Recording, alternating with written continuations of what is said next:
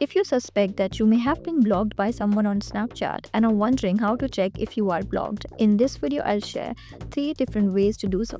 First is view your recent conversations. Open Snapchat and navigate to the chat section.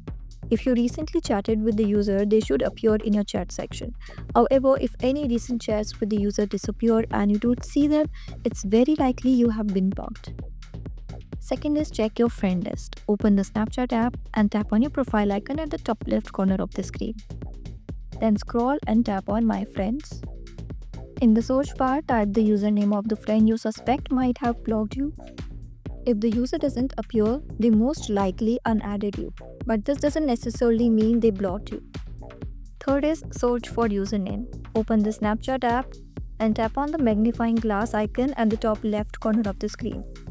In the search field, type their username if you remember it or their username. If you don't see the user's profile, it's very likely you have been blocked or they have deleted their account.